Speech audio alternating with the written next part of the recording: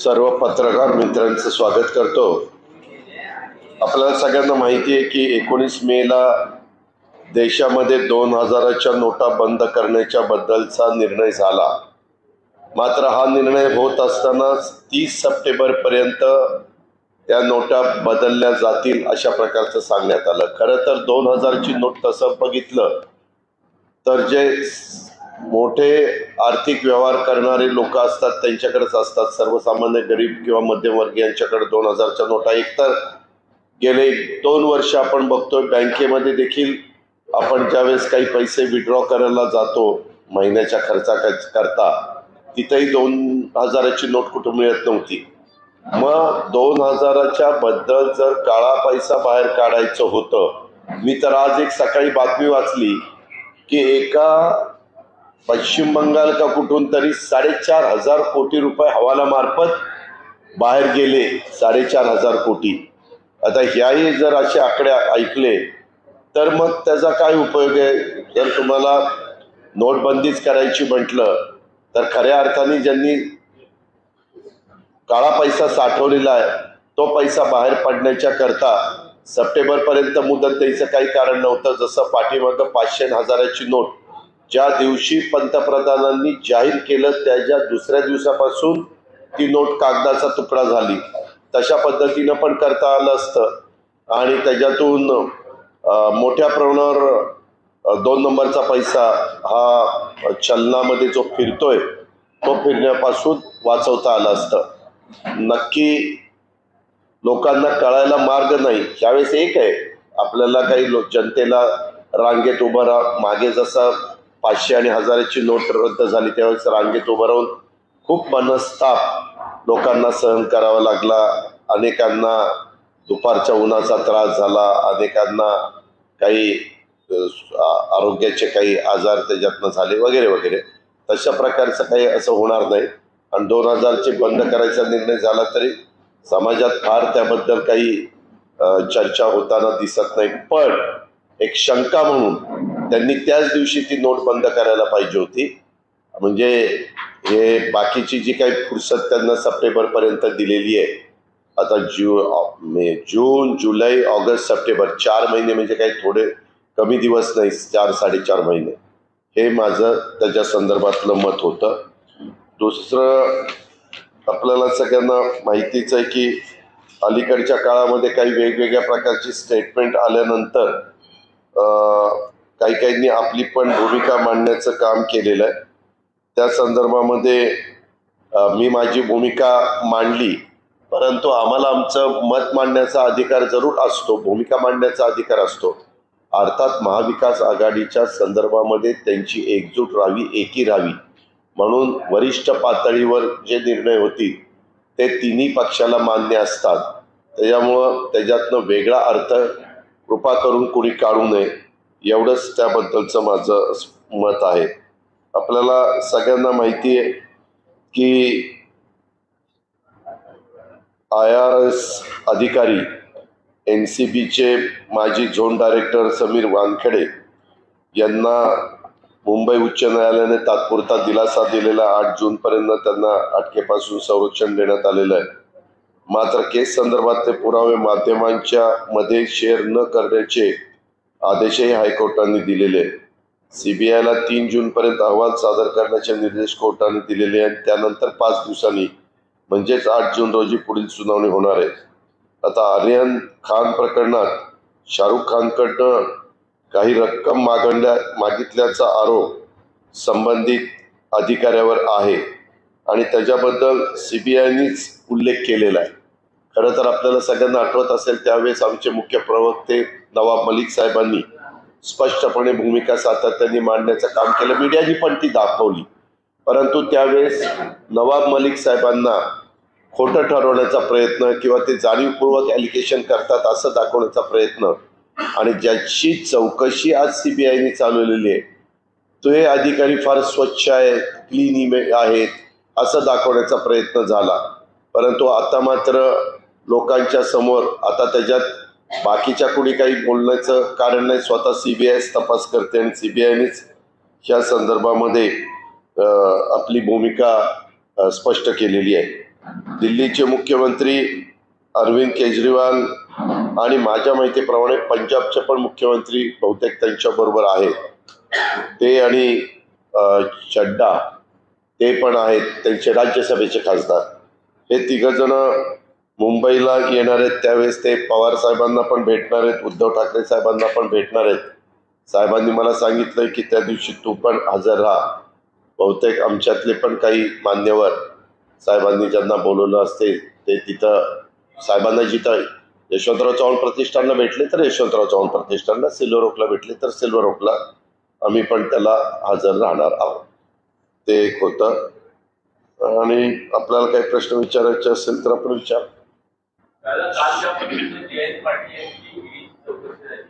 आणि त्या पद्धतीने विरोधी पक्षाच्या नेत्यांना ईडी बोलवते आणि अशा पद्धतीने संपवण्याचा प्रयत्न होतोय का? आम्ही म्हणजे सातत्याने ह्याबद्दल सांगितलेलं आहे की वेगवेगळ्या केंद्रीय आणि राज्यस्तरावरच्या ज्या यंत्रणा असतात त्यांना वेगवेगळ्या नागरिकांची चौकशी करण्याचा अधिकार असतो. त्यांना बोलवल्यानंतर ते पूर्णपणे सहकार्य करतात. अशा प्रकारचं आपण सगळे पाहतो. काल जयंतराव 9:30ला त्यांना सोडल्यानंतर त्यांनी पण जे स्टेटमेंट केलं ते आपण सगळ्यांनी पाहिलेले. तुम्हीच मीडियाच्या माध्यमातून सगळ्यांना दाखवण्याचं काम केलं. आता याबद्दल दबक्या आवाजामध्ये अनेकदा वेगवेगळे मान्यवर वेगवेगळी भूमिका बोलतात. तुम्हालाही पत्रकार मित्रांना आठवत असेल की आपलं अधिवेशन मुंबईचं चालू असताना त्या अधिवेशनामध्ये म्हणजे पुरवणी मागण्यांच्या वेळेस वरच्या सभागृहामध्ये सत्ताधारी पक्षाच्या आमदारांनी काय सांगितलं हे सगळं रेकॉर्डला आलं. तुम्ही पण त्या बातम्या दाखवल्या. त्याच्या आधीच्या काळामध्ये काही काँग्रेसमध्ये अनेक वर्ष मंत्रिपद उपभोगलेली लोक देखील भाजपमध्ये गेल्यानंतर त्यांनी स्वतः पुण्या जिल्ह्यामध्ये एक कार्यक्रम होता त्यावेळेस काय सांगितलं ते तुम्ही सांगितलं की आता आम्ही इकडं आलेलो आहेत, आम्हाला काही त्रास नाही, आम्हाला व्यवस्थित झोप येते, आम्ही बिनधास्त आहोत.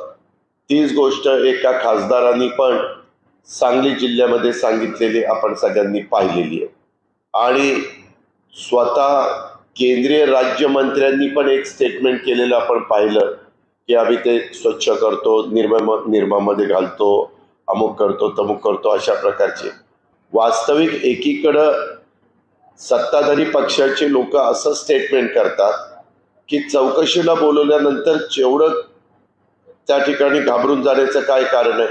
काहींनी पूर्वीची पण उदाहरणं दिली. युपीएचं सरकार असताना आत्ताचे पंतप्रधान त्यावेळेसचे गुजरातचे मुख्यमंत्री यांना कसं बोलवलेलं होतं, आत्ताचे गृहमंत्री आणि त्यावेळेसचे मला वाटतं गृहराज्यमंत्री गुजरातचे त्यांना कसं बोलवलं होतं वगैरे वगैरे असं सांगण्यात येतं. त्याच्यामुळं माझं याबद्दल एवढंच म्हणणं आहे की द्वेषभावनेतनं, राजकीय सूडबुद्धीतनं, काही वेगळ्या पद्धतीनं त्याच्यामध्ये कुणाला बोलवण्यात येऊ नये. काही त्यांना कुठं एखादा क्लू मिळाला आणि त्याच्याबद्दल काही त्यांना नोटीस काढावी लागली तर तो काढण्याचा त्यांचा अधिकार. नवाब मलिकांच्या जावयांच्या विरुद्ध तुम्ही कारवाई केली म्हणून माझ्या विरुद्ध षडयंत्र जात आहे किंवा एलिगेशन्स केले जात आहेत, खोटे आरोप, असं समीर वाटपेटे. नाही, एक मिनिट. नवाब मलिक साहेब कुठल्या पक्षाचे आहेत? विरोधी पक्षाचे. आता त्यांचे जावई म्हणल्यानंतर ते तसे राष्ट्रवादीचे संबंधित. राष्ट्रवादीचे संबंधित असताना असं करण्याचं कारण काय? हे निव्वळ काही बेसलेस स्टेटमेंट आहे, त्याला काही अर्थ नाही. त्या संदर्भामध्ये सीबीआय चौकशी करते. आता सीबीआय चौकशी करत असताना सीबीआयला काय, सीबीआय किंवा केंद्रीय आणि राज्य स्तरावरच्या तपास यंत्रणा त्यांना काही माहिती मिळाल्यानंतर ते चौकशी करत असतात.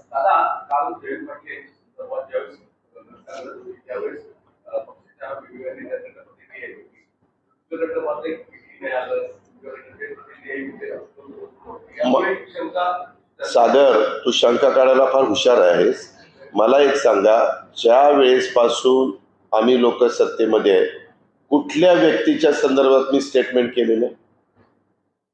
जयंतरावांना काय एकट्यालाच तिथं बोलवलेलं नाही. याच्या आधी भुजबळ साहेबांनाही बोलवलं होतं. त्यावेळेस माझं स्टेटमेंट मला दाखव. अनिल देशमुखांना बोलवलं होतं, त्यावेळेस माझं स्टेटमेंट मला दाखव. इतरही वेगळे प्रफुल्लभाईंना पण बोलवलं होतं, त्यावेळेस माझं स्टेटमेंट दाखव. तुम्ही लोक आहे ना, तुम्ही त्याच्यामध्ये जाणीवपूर्वक असा काहीतरी अर्थ लावण्याचा प्रयत्न करतात. मी मी मी मी तो आता तो प्रश्न विचारला, मी उत्तर देतोय. त्याबद्दल मी कधी कुणालाही कुणाच्याही बद्दल कुठलंही स्टेटमेंट त्या ठिकाणी करत नाही. कारण माझ्याही बाबतीमध्ये तुम्हाला माहिती आहे की माझ्या घरातल्या अनेक ठिकाणी पाठीमागच्या काळामध्ये इन्कम टॅक्सने 22 ठिकाणी धाडी टाकल्या होत्या. त्यावेळेस माझं मी काय स्टेटमेंट करायचं ते केलं आणि मी माझ्या कामाला लागलो. दादा, पण महाविकास आघाडीच्या संदर्भामध्ये पुढे येते की छोटा भाऊ मोठा भाऊ, तर महाविकास आघाडी पुढची निवडणूक येईपर्यंत राहणार आहे का? 100% राहणार आहे. तू स्टॅम्प आण, मी तुला लिहून देतो त्याच्यावर. मी उद्धव ठाकरे साहेब, नंतर नाना पटोले, आम्ही सह्या करून देतो तुला. एक मिनिट, अशा प्रकारच्या चर्चा चालतात. एक पक्ष असले तरी देखील त्या पक्षामध्ये वेगवेगळे विचार वेगवेगळ्या नेत्यांचे पुढे येतात. शेवटी अंतिम निर्णय त्या पक्षाचे सर्वोच्च नेते हे घेतील, त्याची अंमलबजावणी त्या पक्षाचे सगळे बाकीचे कार्यकर्ते करतात. नाही, त्याच्या संदर्भातली तारीख सध्या उष्णता असल्यामुळं सध्या तारीख ठरलेली नाहीये. ते जरा हवामानाचा बदल झाला, वातावरण थोडंसं वेगळं झालं की त्यामध्ये त्या घेतल्या जाणार.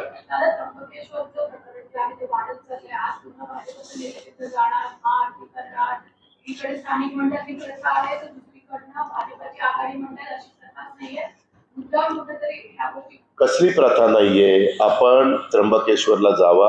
मी हिरामण खोसकरशी बोललो, मी भुजबळ साहेबांशी बोललो, मी नाशिक जिल्ह्यातल्या अनेक मान्यवरांशी बोललो. आपल्यालाही माहिती आहे की मणिपूर सारख्या दंगलमध्ये जी झाली त्या दंगलीचा किती परिणाम झाला. उलट मेरी कोमनी त्यावेळेस आव्हान केलेलं होतं की केंद्र सरकारने, राज्य सरकारने ह्यामध्ये ताबडतोब हस्तक्षेप करावा. आणि मणिपूरमध्ये 8 जिल्ह्यामध्ये जी दंगल झाली होती त्याच्यात अनेक निष्पाप लोकांची घरं जाळली गेलेली होती, अनेक जण बेघर झालेले होते, 55 ते 60 जण निष्पाप लोक त्याच्यामध्ये मारले गेलेले होते, अनेक जखमी झालेले होते. तशा पद्धतीनं खरं देशात कुठेही घडता कामा नये.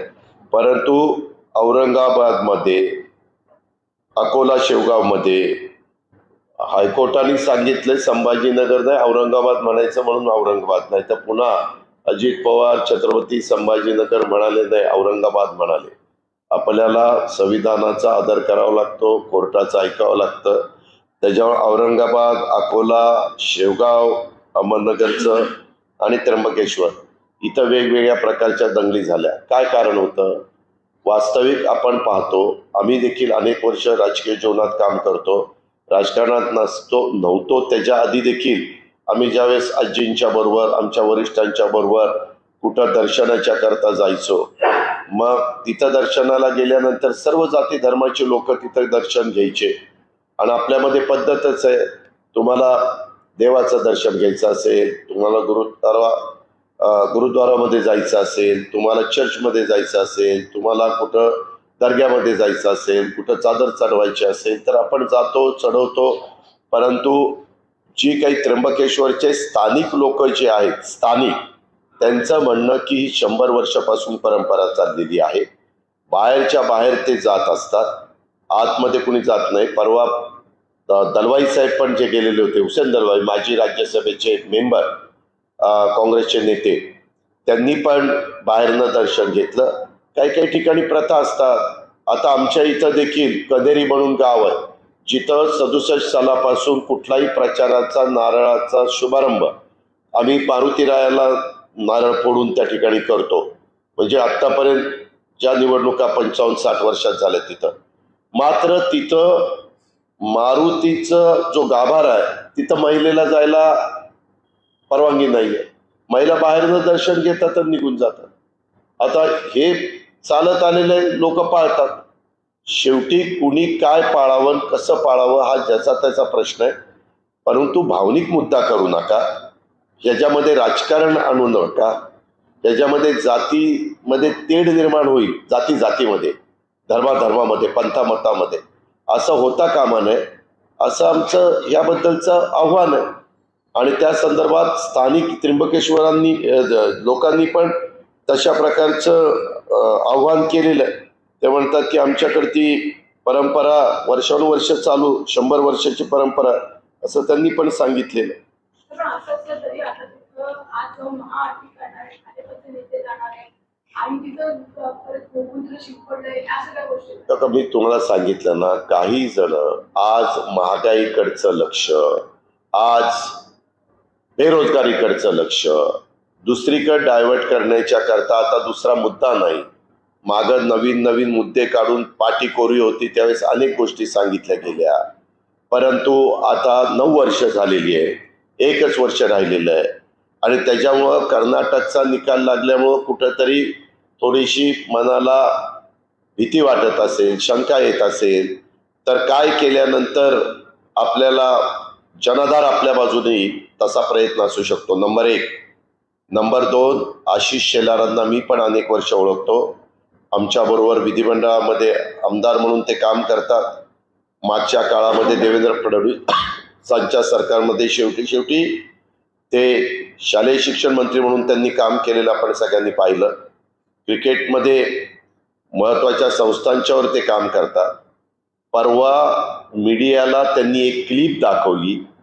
ती क्लिप दाखवत असताना त्यांनी सांगितलं की कर्नाटकामध्ये ते घडलं. तुम्ही नीट आठवा, तुम्ही अजून एक क्लिप पाहा. आणि दाखवलं की कर्नाटकामध्ये गायीच्या बद्दल कशा प्रकारे चाललेलं आहे, गायीची हत्या कशी केलेली आहे. त्याच्या खोलात गेल्यानंतर ती मणिपूरची हे होती, क्लिप होती. आता जर एका महत्वाच्या केंद्रात राज्यामध्ये सत्तेवर असणाऱ्या एका प्रमुख पक्षाचा नेता जर उद्याच्याला एवढं लोकांच्या, मी म्हणतो इतरांनी कुणी दाखवली असती तर मी समजू शकलो असतो. आता मी किंवा भुजबळ साहेबांनी, जयंत पाटील साहेबांनी, सुनील तटकरेंनी, धनंजय मुंडेंनी, इतर मान्यवरांनी प्रेस कॉन्फरन्स घेत असताना एखादी क्लिप दाखवण्याचा प्रयत्न केला तर आम्ही पहिल्यांदा त्याची शहानिशा केली पाहिजे की बाबा त्याच्यात तथ्य आहे का नाही. तथ्य नसेल आणि तर दाखवलं तर आम्ही जबाबदार असतो त्याला. त्याच्यावर आशिष शेलारांनी दाखवलेली धडधडीत ती मणिपूरची आणि मणिपूरचे भाजपच्या नेत्यांनी काय स्टेटमेंट केलं तेही तुम्ही काही चॅनलमध्ये पाहिलेलं आहे की त्यांचा आहार काय, ते काय करतात, कसं करतात. इव्हन गोव्यामध्ये देखील काय चालतंय त्याची माहिती तुम्ही घ्या. आपल्या महाराष्ट्रामध्ये गोवंश हत्या बंदी आहे याबद्दल दुमत नाही. परंतु आपला जो काही भारत देश आहे, अनेक रंगाची लोक इथे राहतात, 18 पगड जातीची लोक राहतात, 12 बलुतेदार राहतात. प्रत्येकाचा आहार, प्रत्येकाचा पोशाख हा वेगवेगळा असतो. ही आपली भारतीय संस्कृती, हे भारतीय परंपरा आहे. मध्ये देखील पोशाखावरून देखील देवदर्शनाला जात असताना काय पोशाख असावा याबद्दल पण काही वक्तव्य आली. त्याच्या संदर्भामध्ये पूर्ण म्हणजे साधारण आपल्या देशामध्ये जो वापरला जातो असा पोशाख करून जायला कुठंच अडचण नाही. तो कमी कपड्याचा नसावा एवढंच त्याच्यामध्ये आहे. हे पण आपण लक्षात घेतलं पाहिजे. शेगाव असेल, अकोला असेल, सगळ्या लॉ अँड ऑर्डरशी कनेक्टेड आहे. राज्याचे डिस्ट्रिक्ट लॉ अँड ऑर्डर म्हणजे या संदर्भात आपण तुम्ही त्यांच्यावर कारवाई मागणी करताय. या संदर्भात खरं तर राज्याचे जे गृहमंत्री असतात, एक तर मुख्यमंत्री जबाबदार असतात कारण ते राज्याचे प्रमुख, दुसरं गृहमंत्री जबाबदार असतात कारण आपल्या इथं अनेक वर्ष आम्ही राजकारणात आल्यापासून गृहमंत्री पदाची जबाबदारी स्वर्गीय आर पाटील साहेबांनी सांभाळली होती. अशा गोष्टी घडल्यानंतर त्याबद्दल तातडीनं बैठका घेणं, आढावा घेणं, सूचना करायच्या असतील त्या करणं आत्ताचेही गृहमंत्री देवेंद्र फडणवीस करत असतील, पण हे कंट्रोल होत नाहीये. या संदर्भामध्ये हे वाढतंय. ह्याच्यातून समाजामध्ये अंतर पडतंय आणि कारण नसताना दंगलीमुळं गोरगरीब जनतेला त्याची किंमत मोजावी लागते. त्यामुळं देवेंद्र फडणवीसांनी स्वतः लक्ष घालून कुणाचाही राजकीय हस्तक्षेप तिथल्या सीपीच्या बद्दल, म्हणजे जे कंट्रोल करतात, सीपी असेल, एसपी असेल किंवा इतर वरिष्ठ पोलीस अधिकारी असतील, त्यांना पूर्णपणे ह्याच्यात मुभा दिली पाहिजे. आणि मुभा देताना हेही त्यांना सांगितलं पाहिजे, तुम्ही त्या जिल्ह्याचे जिल्हा पोलीस प्रमुख आहात, तुम्ही तुमचे सगळे पोलीस स्टेशनचे खालच्या अधिकाऱ्यांना ज्या सूचना द्यायच्या त्या द्या. जर तुमच्या एरियामध्ये तशा प्रकारची दंगल झाली तर आम्ही जिल्हा पोलीस प्रमुखाला जबाबदार धरू. जर महानगरपालिकेच्या एरियात पोलीस कमिशनरचा अधिपत्याखाली ते एरिया चाललेला असेल किंवा कायदा सुव्यवस्था सांभाळण्याचं काम त्यांचं असेल तर मात्र तिथं सीपीला पण जबाबदार धरलं पाहिजे. असं जर केलं आणि त्यांना तिथली खबरदारी घेण्याकरता पूर्णपणे मुभा दिली आणि मोकळीक दिली तर प्रशासन, पोलीस हे आटोक्यात आणेल असं माझं स्वतःचं मत आहे. दादा, माजी राज्यपाल भगतसिंग कोश्यारी महाराष्ट्र दौऱ्यावरती येऊन गेले. राज्यपालांची भेट झाली, आशिष शेलार इतर भाजप नेत्याची भेट झाली, काही मन की बात पण झाली असं म्हटलं जातं. तुमचा पण सुसंवाद राहिलेला आहे, या दौऱ्याकडे कसं पाहता? माझा ह्या दौऱ्यामध्ये येताना त्यांची भेट झालेली नाही.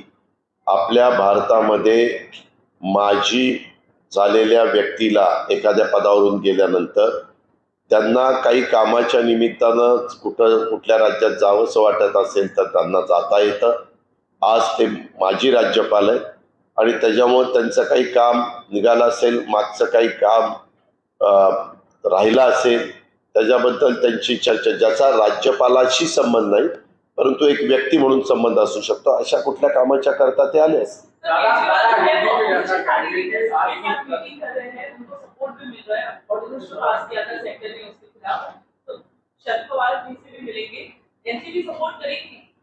अभी तक हम उनकी और पवार साहब की मीटिंग हुई नहीं. मैंने कहा कि साहब ने मुझे भी मैसेज दिया है कि उस दिन तू भी उस मीटिंग के लिए आना है, तो मैं जाऊंगा. तब हम वो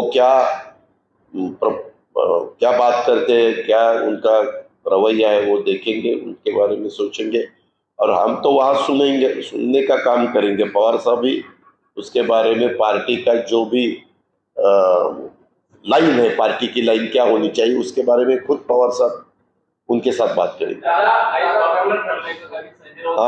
संजय राऊत म्हणतात की आम्ही 19 जागा जिंकलेल्या आहेत, 19 जागा आम्ही लढवणार आहोत आणि एक चर्चा अशी की 16-16-16चा फॉर्म्युला ठरलाय. 16-16-16चा फॉर्म्युला ठरलेलाही मला माहित नाही. मात्र मागे मी उद्धव ठाकरे साहेबांशी बोललो होतो त्यावेळेस ते म्हणालेले होते की आम्ही मागच्या काळामध्ये जिंकलेल्या जागा आम्हाला राहाव्यात अशी आमची इच्छा आहे, अशी त्यांनी त्यावेळेस व्यक्त केलेली होती. अजून त्याची पुढे कुठलीही चर्चा सुरू झाली नाही. तिन्ही पक्षांचे लोक नेमले जाणार आहेत आणि मग चर्चा सुरू होणार आहे. चर्चा सुरू होत असताना साधारण चर्चेला कुठं अडथळा येऊ नये म्हणून शिवसेना, काँग्रेस आणि राष्ट्रवादीचे आता सिटिंग MPs आहेत तेवढ्या जागा बाजूला ठेवून 25 जागांची पहिली चर्चा करावी. 25 जागेमध्ये तर चर्चा करायला काही अडचण नाही कारण त्या जागा आमच्या तिन्ही पक्षांकडे नाहीये, परंतु कुठंतरी चर्चाच थांबवावी अशी आमची, थांबून जावी असा कुठलाही मुद्दा पुढे येऊ नये. आणि मग शेवटी कधी पण आम्ही आणि काँग्रेस पण आघाडी करत असताना मला 2004 आठवतोय, 2009 आठवतोय किंवा 2019 आठवत आहे. त्यावेळेस काही जागांच्या बद्दल आपण निगोसिएशन करतो, जागेची अदलाबदल करतो, ती होऊ शकते अर्थात संमती.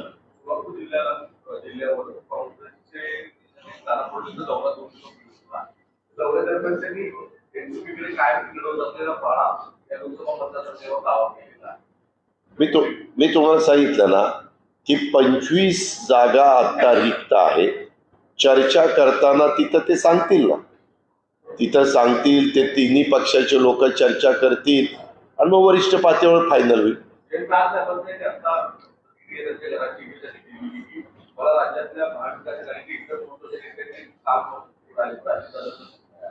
मी सांगितलं ना, मी आत्ताच तुम्हाला सांगितलं मी फोन केला नाही, मी कुणालाही फोन केला नाही हेही सांगितलं.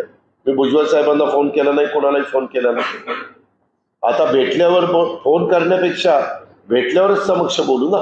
भेटायला आले तुम्ही भेटायला जाणार हा भेटायला जाणार अहो आम्ही ज्यावेळेस भेटू त्यावेळेस बोलू ना. मी आता इथनं तुमचं झाल्यानंतर विधान भवनातलं माझं ऑफिस आहे तिकडे जाणार. दादा हिंदी में जानना चाहिए आज त्र्यंबकेश्वर में बीजेपी महाआरती कर रही है और कह रही है वहां पर हिंदुओं की जनसंख्या कम करने का एक षड्यंत्र चल रहा है, उसके पीछे महाविकास अघाड़ी काम कर रही है। ऐसी महाविकास आघाड़ी कहीं भी षड्यंत्र नहीं कर रही है. हमारा सबको साथ लेने का हमारा काम है. जो शाहू फुले अम्बेडकर जी ने बताया है उसी रास्ते से हम जा रहे हैं.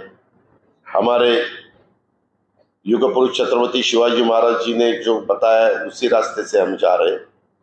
ये सेक्युलर देश है, उसी हिसाब से देश में काम होना चाहिए ऐसा हमारा कहना है. दादा जयंत पाटिल की कल 11 घंटे लंबी पूछताछ होना कैसे देखते हैं, और खास करके एक के बाद एक एनसीपी के करीब करीब सभी नेताओं को नोटिस और सम्मन था. वो अधिकार केंद्र सरकार के जो जिनको इंक्वायरी करने का अधिकार है वो एजेंसी का है, स्टेट के एजेंसी का है. वो उनके हिसाब से काम कर रहे हैं. उनके उसके बारे में हमें किसी को भी कुछ सवाल पूछने के बाद हम उसमें सहयोग करते हैं. क्या महाविकास अघाड़ी को टारगेट किया है, पॉलिटिकली टारगेट किया जा रहा है? या आपने सोचना चाहिए किया है या नहीं किया है. सब लोग देख रहे हैं. सब लोग ठीक ठाक देखने के बाद लोगों को कोई पता चलता है किस एंगल से ये चालू है. दादा महाविकास अघाड़ी की आपस में जो सीट शेयरिंग फॉर्मूले पर किस तरीके की चर्चा हुई, और खास करके आज कांग्रेस की कोर कमेटी की बैठक है, उनका कहना है कि उनको भी उसी स्तर पर मिले, सीटें मिले और बराबर बराबर होने से ज्यादा कम न हो. हर एक को अपने अपनी राय रखने का अधिकार है. हर एक पार्टी राय रखेंगी.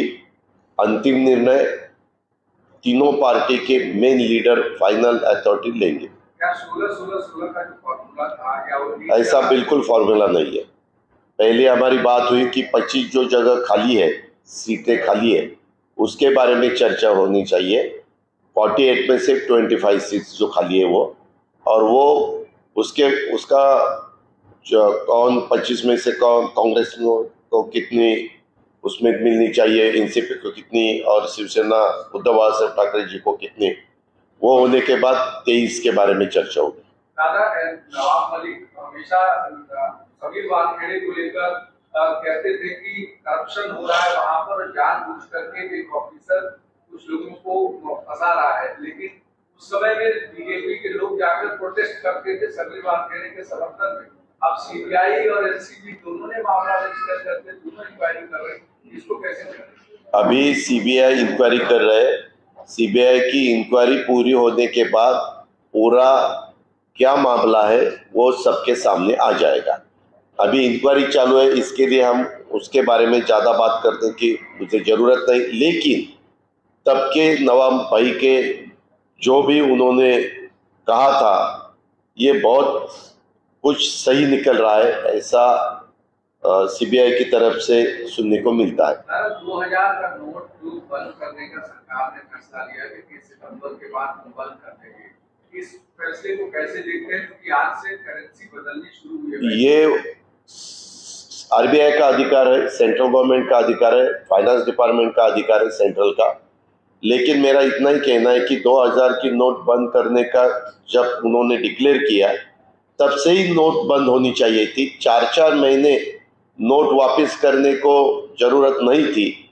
तो वो तो पूरा पैसा जिनके पास है, एक तो गरीब के पास, मिडिल क्लास के पास 2000 की नोट रहती ही नहीं, और थोड़े बहुत उनके पास रहेंगे तो वो तुरंत वापस कर सकते हैं, चेंज कर सकते हैं.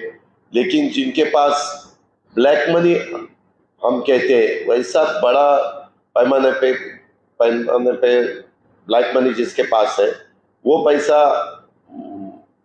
लोगों को गवर्नमेंट को मिलना चाहिए था, आरबीआई को मिलना चाहिए था. वो 4 महीने तक टाइम दिया है, उसमें मिलेगा ऐसा मुझे नहीं लगता. अरविंद केजरीवाल मुंबई आ रहे हैं, शरद पवार से मुलाकात करेंगे, उद्धव ठाकरे से मुलाकात करेंगे, लगातार ये दूसरी मुलाकात. राज्यसभा में को अपना पासपोर्ट पोस्टिंग को लेकर समर्थन मांग रहे हैं. इस दौरे को किस तरह देख रहे हैं? लगातार वहां से हो रहे हैं। हर एक अपोजिशन लीडर को अलग अलग स्टेट के चीफ मिनिस्टरों को कोई भी जगह जाके किसी को भी मिलने का पूरा अधिकार है। या उद्धव जी को और पवार साहब को मिलने के लिए 24-25 को 2 दिन के मुंबई टूर पे अरविंद केजरीवाल और उनके पंजाब के चीफ मिनिस्टर और कोई उनके साथी राज्यसभा के मेंबर आने वाले हैं, ऐसे मुझे मालूमात मिली है। तो आने के बाद पवार साहब के साथ मीटिंग होगी, तब मैं भी वहाँ रहूँगा।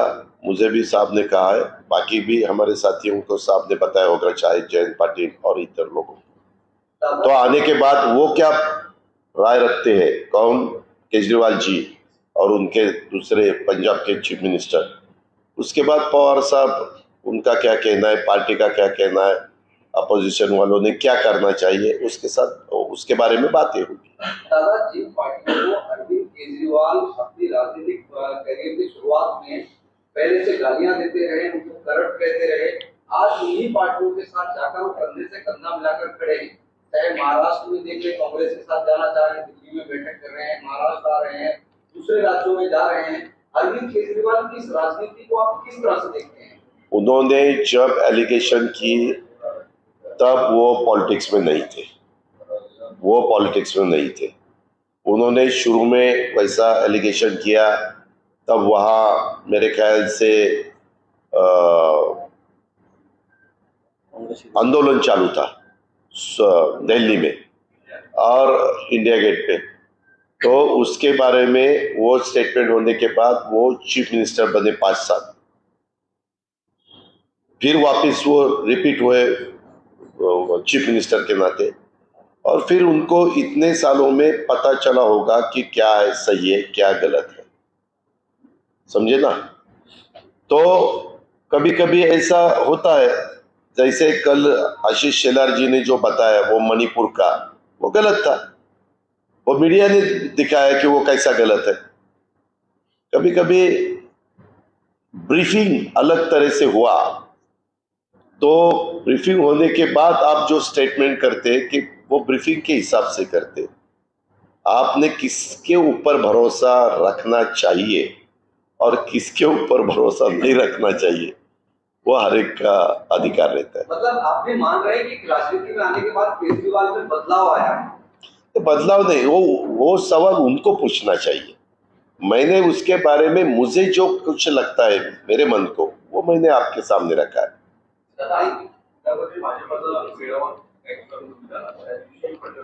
मेळावा नाही झाला, कार्यकारिणी झाली। त्याच्यामध्ये बोलताना राज्यामध्ये कर्नाटक पार्टी चालणार नाही, फक्त मोदी पार्टी चालणार. ठीक आहे, त्यांना तसं वाटतं। त्यांच्या कार्यकर्त्यांना कर्नाटकची निवडणूक जाऊन 4-5 दिवस झाले, त्यांना नाउमेद होऊ नये, ते खचू नये, त्यांना जरा मॉरली सपोर्ट मिळावा म्हणून असं बोलावं लागतं। सागर, ही राजकारणातलं भाग आहे, त्याच्यामुळं ते तसं बोलणार। आता आम्ही कुणीही तसं बोललो तरी शेवटी मतदार राजाच्या हातात आहे। यावेळेस एक्झिट पोल सगळ्यांचे पोल मोडून पडले गेले, काय दाखवत होते की कुठंतरी थोड्या मतांनी काँग्रेस येईल, काँग्रेस तर चांगली मेजॉरिटीने आली।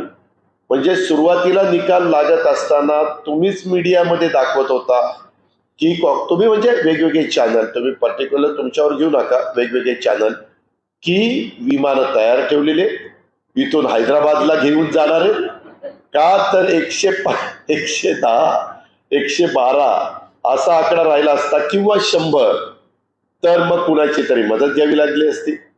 त्याच्यामुळे त्यांनी तशी सुरुवात केली। पण ज्यावेळेस आकडा 135च्या पुढे गेला, विमानं गेली, हैदराबाद गेलं, सगळं गेलं, बेंगलोर आहे की बेंगलोर, कारण ते दुसरे जे त्याच्यात अपोजिशन होते ते तर 65 वरच थांबले, त्याच्यावर त्यांना 50% मिळवणं दुरापास्तच होतं। शेवटी कसं असतं, त्या वेळेसची परिस्थिती बघून लोकांना निर्णय घ्यावे लागतात।